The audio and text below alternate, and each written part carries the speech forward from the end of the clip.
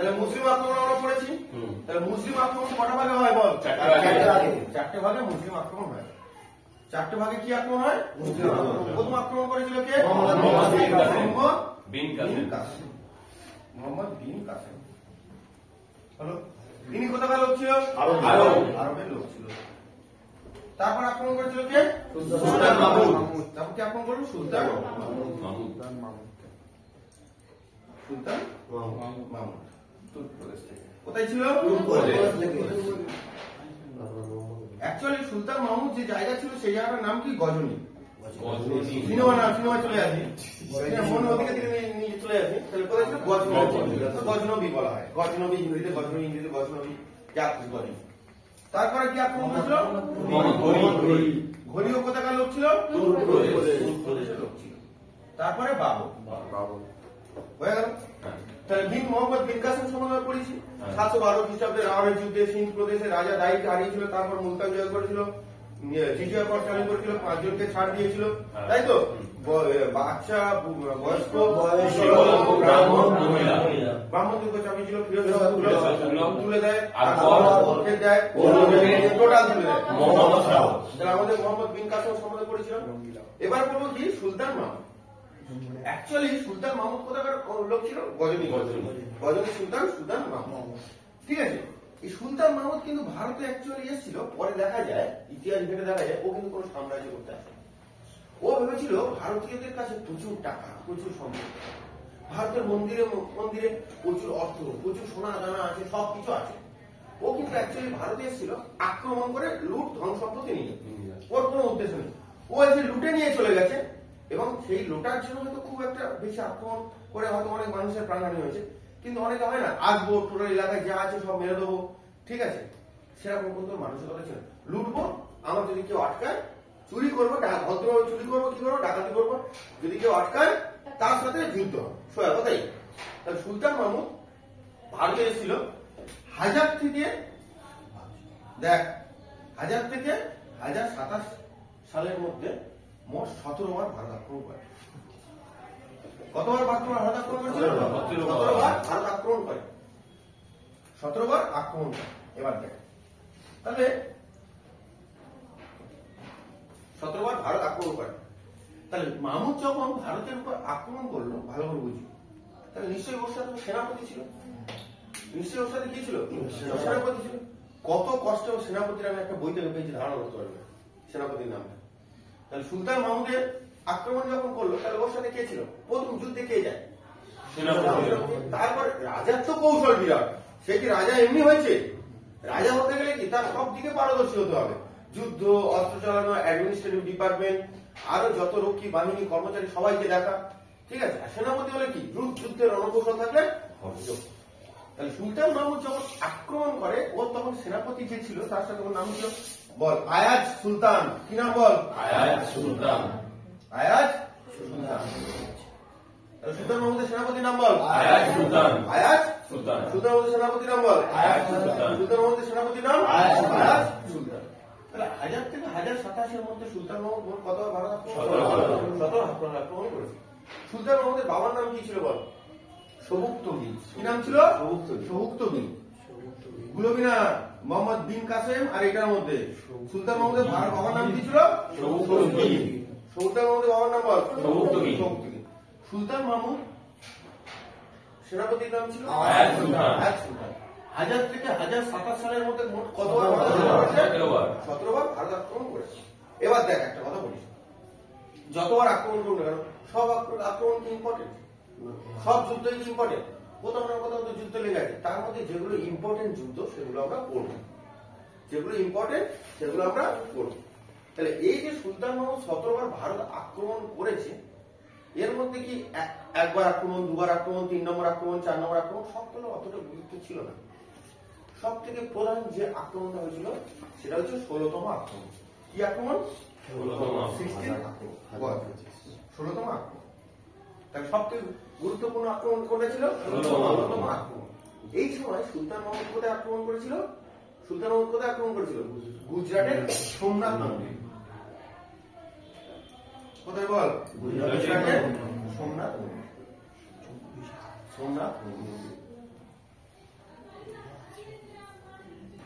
হয়ে গেল। তাহলে গুজরাটের মোট কতবার আক্রমণ করেছে?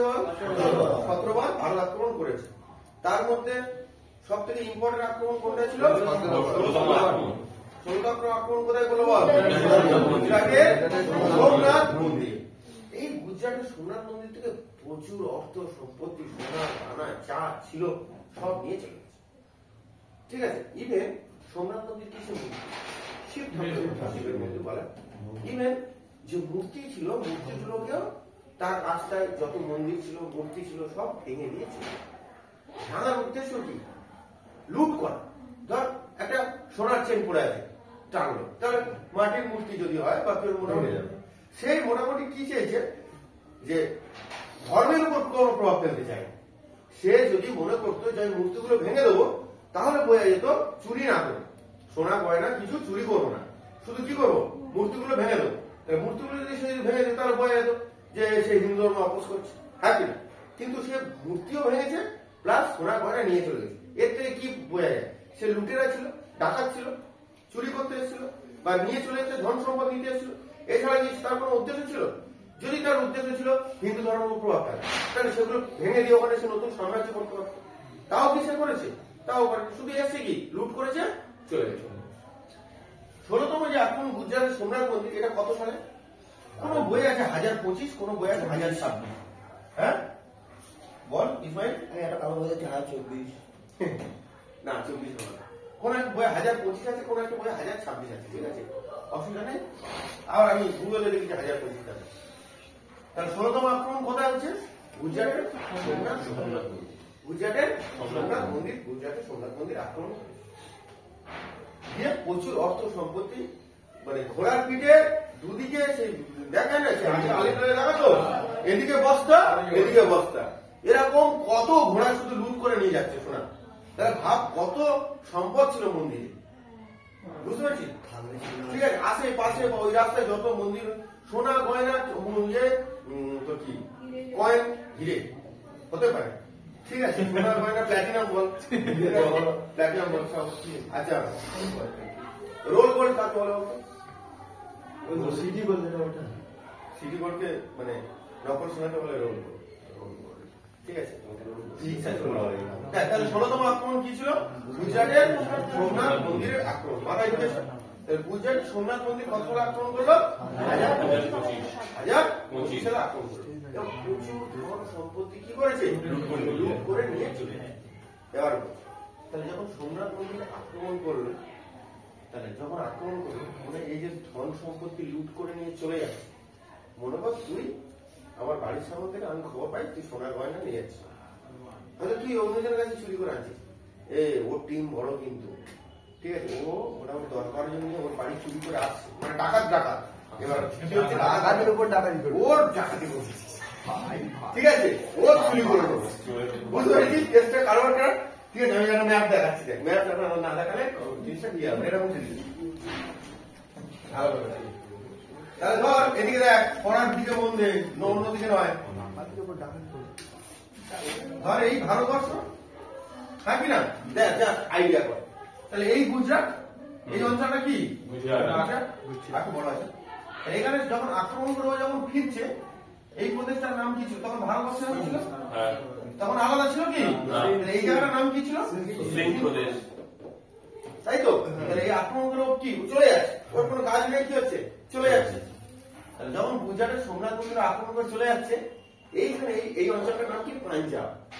পাঞ্জাব প্রদেশ কি হয়? পাঞ্জাব। কারণ সিন্ধুর কটা উপনদী? 4টে। ঝিলাম, চেনাব, রবি, বিশ, শতদ্রু। ঝিলাম, চেনাব, রবি, বিশ, শতদ্রু। তাহলে 5টা, তাহলে 5টা দুটো নদীর মাঝখানে অংশ কি বলে? দোয়াব। তাহলে পাঞ্জাব মানে পঞ্চ দোয়াব, 5টা নদীর মাঝখানে, মানে ওইখান থেকে গেছে। তাহলে এই জায়গা থেকে যখন যাচ্ছে, তখন ওখানকার যে সমস্ত, তখন তার এত বড় ইয়ে ছিল, তখন কি ছিল? ওই দস্যু ছিল, তারপর ওই একটা জায়গায় ওদের পরিবাররা থাকতো। তো এখানে যারা থাকতো তারা ছিল পাঞ্জাবি জাট। কি ছিল? পাঞ্জাবি জাট। কি ছিল? পাঞ্জাবি জাট।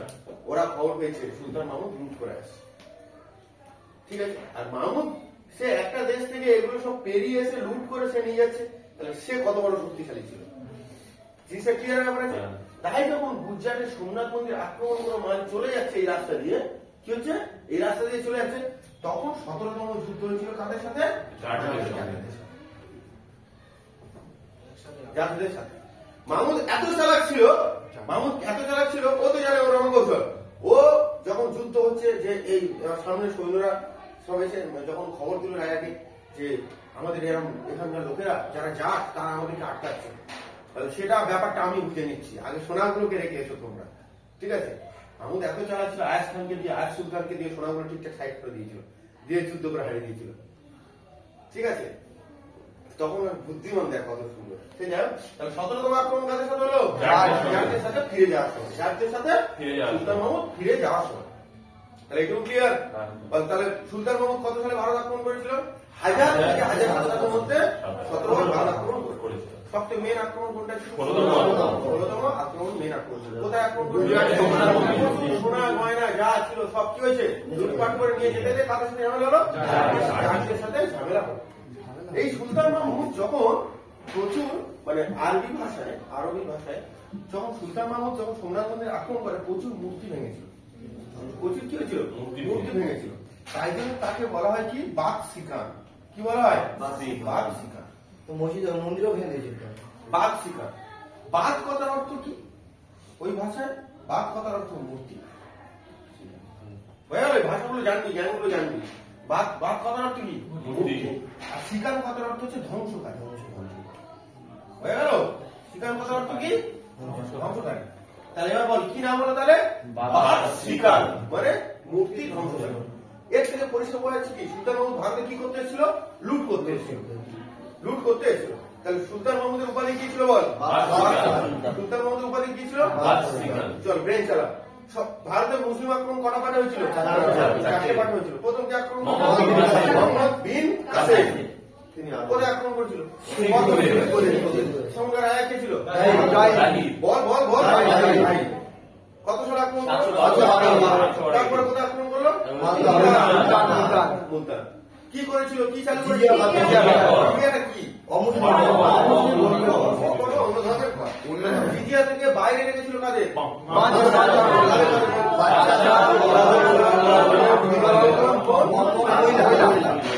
ব্রাহ্মণদের উপর জিজিয়া চালু করেছিল। জিজিয়া তুলে দিল, ফের চালু করলো, টোটাল তুলে দিল মোহাম্মদ রঙ্গিলা বাদশা দেখতো কে? ঠিক আছে, ও একদম হেভি বাদশা ছিল মোহাম্মদ শাহ।